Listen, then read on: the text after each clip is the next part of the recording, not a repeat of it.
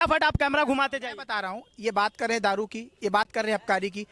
सर्वप्रथम तो मैं एक बात बताना चाहूंगा, ये जो अपन आज बेरोजगारी की बात कर रहे हैं, लेकिन मैं इस टॉपिक में भी आऊंगा उससे पहले। ठीक है, समय ज्यादा बचा नहीं है, लास्ट 5 मिनट बटे हैं, दोनों बातों पे बात बता दीजिए कि ये देखिए, ये बोल रहे हैं कि रायपुर चाकूपुर बन गया, आप बोल रहे हैं कि बीजेपी भारतीय जनता पार्टी नहीं भ्रष्ट जनता पार्टी बन गई है। मैं दोनों एक दूसरे पे बड़ा आरोप लगा रहे हैं। वही बोल रहा हूँ कि भ्रष्ट जनता पार्टी क्यों बनी है, वही तो बता रहा हूँ। देखिए क्या, जिस दिन सरकार गई इनकी एनडीए की, सबसे पहले तो भारतीय जनता पार्टी को बैन करना पड़ेगा, क्योंकि सारे जो बड़े बड़े कांड के आरोपी, बजरंग दल के बाद भारतीय जनता पार्टी, सुनो ना, जितने बड़े बड़े कांड के आरोपी थे, इन्होंने बोला, हेमंत बिस्व शर्मा जी ने कांड बचा ही क्या है इनके पास अब? कर्नाटक की बात अब क्या बचा है इनके पास? हेमंत बिस्व शर्मा जी के ऊपर केस ईडी ने किया, ले जाकर के सीएम बना दिए। कहाँ गया केस? नारायण राणे के ऊपर केस था, इन्होंने केस किया, कहाँ गया केस? इनके ऊपर जितना सिद्धरामैया के ऊपर केस था, जितने लोग भी थे जो दूसरे पार्टियों से थे, दूसरे दलों से थे, भारतीय जनता पार्टी में जाते हैं। लेकिन छत्तीसगढ़ एकमात्र ऐसा जिला है और ऐसा प्रदेश है, सॉरी प्रदेश है, जिस प्रदेश में आदिवासी नेता कांग्रेस का दामन थामते हैं, ये कह करके कि आदिवासियों का शोषण होता है। आदिवासी बड़ा आरोप। आदिवासी का शोषण होता है, ये टॉपिक दूसरा। पहला टॉपिक जो मैं बोलना चाह रहा था वो कंप्लीट कर। जिस हिसाब से ये बोल रहे हैं ना कि कर्नाटक में इनकी सरकार बन रही है, कंफर्म है ना?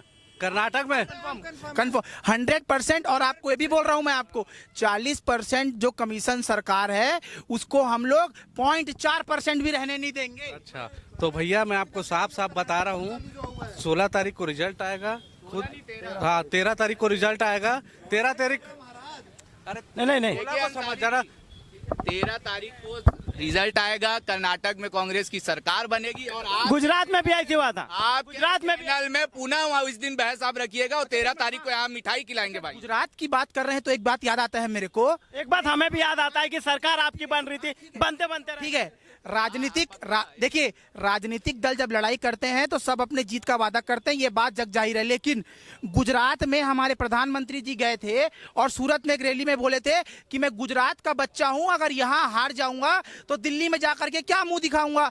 मल्लिकार्जुन खड़गे जी कर्नाटका के माटी पुत्र हैं, क्या नरेंद्र मोदी जी जाकर के उनके लिए वोट मांगे? क्या वो माटी पुत्र की इज्जत रखे? वो माटी को बांटने का काम करते हैं, जगह जगह जाकर के। यहाँ पे आएंगे तो छत्तीसगढ़िया बन जाएंगे, उत्तर प्रदेश में जाएंगे तो ठाकुर बन जाएंगे, बहरूपिया भैया 13 तारीख को जय बजरंग बली लिखना है हमको, और कोई मतलब नहीं है, ठीक है? अरे 13 तारीख क्यों? जय बजरंग बली की अभी लिखो।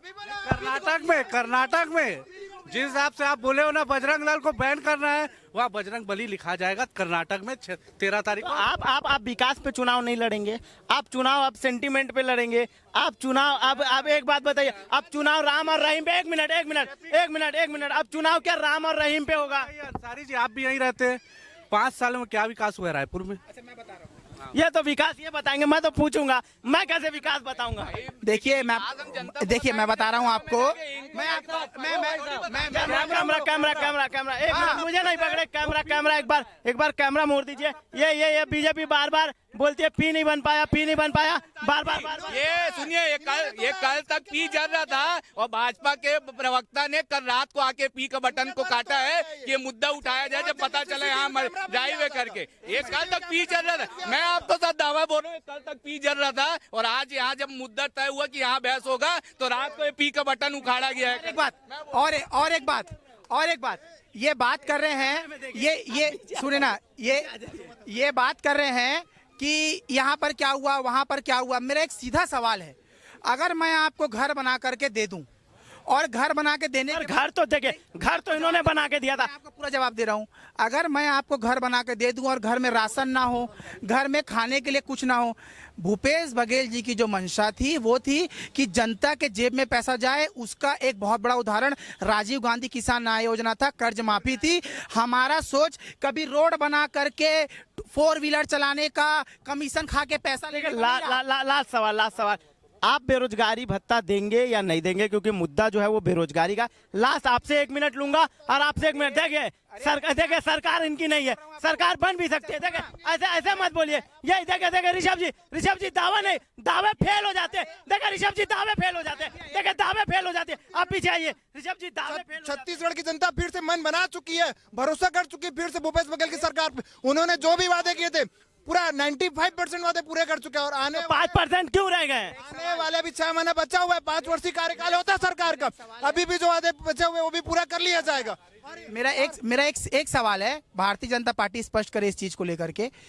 जिस राज्य में सीएमआई आंकड़े देती है 0.8% अनएम्प्लॉयमेंट रेट है, कर्नाटक का चुनाव अभी निपटा जहां पर 3.8 है, वहां इन्होंने बेरोजगारों के लिए क्या घोषणा की, सिर्फ इतना बता दें। क्या घोषणा की आपने बेरोजगारों? तो कांग्रेस नहीं, कांग्रेस जो बोल रही बेरोजगारी भत्ता, तो क्या ये आप ये कहना चाहते हैं? 1 मिनट। ये आप ये तो नहीं कहना चाहते कि कर्नाटक में बेरोजगारी नहीं है? नहीं, कर्नाटक नहीं, पहले इनको प्रदेश की अपने आंकड़ा लगा लिए, प्रदेश में की जनता के साथ क्या करें। अरे अपना राज्य कैसे नहीं दिख रहा इनको, छत्तीसगढ़ नहीं दिख रहा, कर्नाटक की ज्यादा चिंता हो गई है। शुक्ला जी है छत्तीसगढ़ का धन ले जाके दूसरे राज्य में लुटाया। 1 मिनट।